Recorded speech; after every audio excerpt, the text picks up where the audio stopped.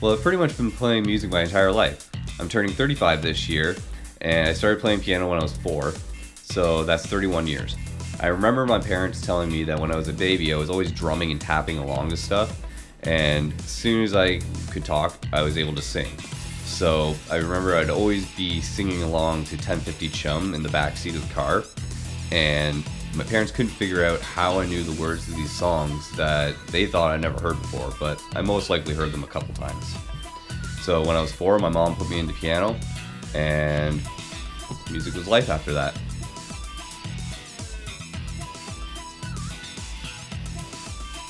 I remember as a kid hearing stories of my dad playing drums in a bunch of bands when he was younger. So like most boys, I wanted to be just like my dad when I grew up. So I pestered my parents for years to play drums, but my mom wouldn't let me until I had more years of piano under my belt. So finally one year my dad just finally caved and he set up his kit without me knowing. And then one day I'm just like upstairs and he just all of a sudden bang, bang, bang, bang, bang. So I run downstairs and there he is rocking out on his drum kit. And he goes, "All right, you're up." So I get behind the kit and he goes, "Okay, can you do this beat?" He goes, "Right, left, right, left." So I do it. He goes, "Okay, try this beat." I do that one. Try this beat. I do that one. He goes, "All right, you know what you're doing. Have fun." And after that, I was hooked.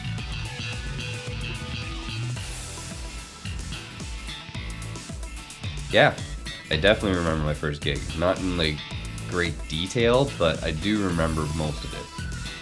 I remember it was in the high school drama room because it had a stage, and I think Closet Monster was playing, Teacher's Pet was playing, and I think Protest the Hero was playing too. This was way before they were famous.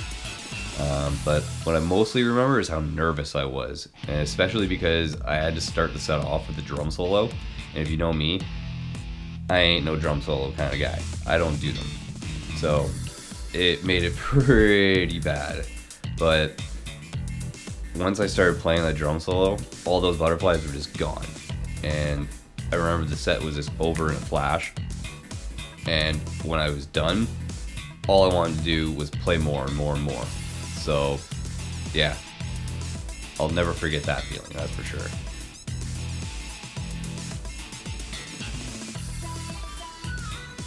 Well, thanks. Actually, I have been a lead singer in a band before. The band was called Smoke Mountain Throne. And Chris and Cody from 3/4 Junkies were in it. And our good buddy Matt Lamb, who's this phenomenal guitar player and songwriter, he was in it. And Randy Lee played drums. And he's just a phenomenal drummer. He's playing Tool and Rush like no problem, like he's insane. We played probably about 4 or 5 gigs, but it just all of a sudden just kind of fizzled out. I think life got in the way. You know how life is when you're 20.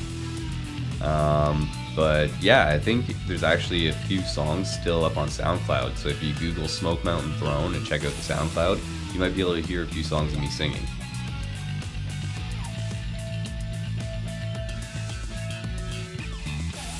Well, it's definitely very different going from behind the kit to the front of the stage. I'm kind of used to being the behind the scenes kind of guy, you know. I'm tucked in behind all of the guitar players and vocalists and everything else, and most venues don't really have proper lighting on the drums, so I'm usually tucked into like some dark corner or something. So I definitely enjoyed having that little bit of spotlight for a while. It was a lot of fun.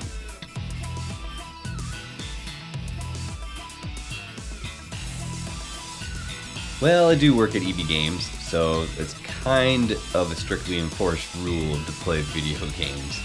But because of that, I tend to play a lot of different style of games. I jump from console to console. I love Nintendo. Pretty much anything with Mario is always a really good game for me. But my go-to is definitely a PlayStation. I love all of their exclusives pretty much. But my favorite types of games are survival. I love Stranded Deep, The Forest, Subnautica. My favorite is The Long Dark. But I do love RPGs and first-person shooters and story-based games and cinematic games. Like I could go on forever, you know. Yeah, I like games.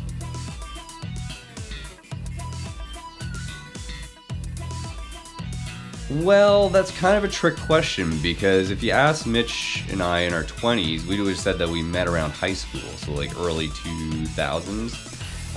Because when you grow up in a small town, if you play an instrument, you've most likely jammed with every other person that plays an instrument, or you have met up at a party and you know somebody through that social circle because musicians hang out. But after we started playing in Creekwater, our parents informed us that we've actually known each other since like the early 90s, when we were like 8 or something like that, and we played soccer together. So, funny story. We were on a team that had some really good players, but Mitch and I, we really didn't really care to be there. So we got stuck on defense. But our forwards are so good that we didn't really have to worry about too much. So if the ball did come into our area, we would just go and hoop the ball down the field, and the forwards would get it and they'd get a goal. And sometimes the forwards were so good that we would get really bored out there. And we would sit down in the field and we would start picking dandelions and stuff. And I remember our coach, Russ, I think his name was, would just start yelling and screaming at us like, get up, you two, stop picking at the grass, get up. And Mitch and I would be like, why bother? Like, the ball's way down there, it's not coming towards us, no point. So yeah, Mitch and I have actually known each other for a very long time.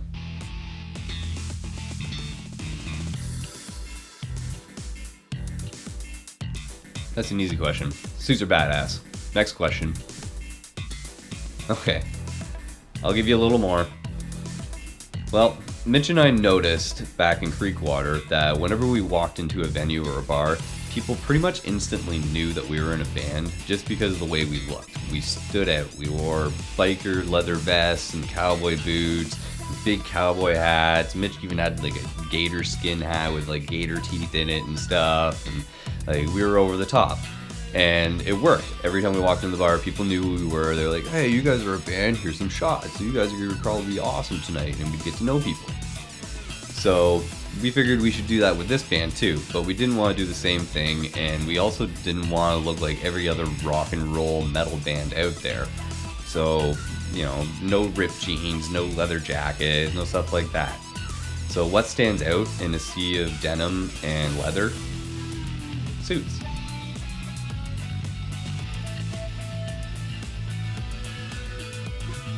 Creating music for this project and living in 2 different cities has definitely been challenging, but it's been very rewarding. Most bands get together in a room and they collaborate together in real time, but Mitch and I in this project haven't had a chance to do that, not once really, other than when we were about to go into the studio. So it's actually kind of freeing and refreshing to do it this way, because now we don't have to worry about getting demo-itis, where we're just stuck in the ways of our songs that we go in and bang them out and we aren't open to any changes.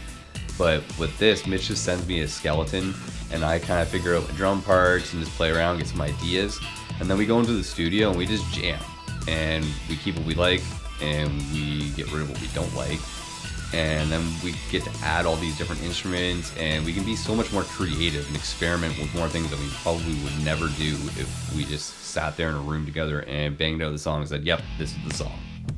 So yeah, it's been a different experience, but super rewarding, that's for sure.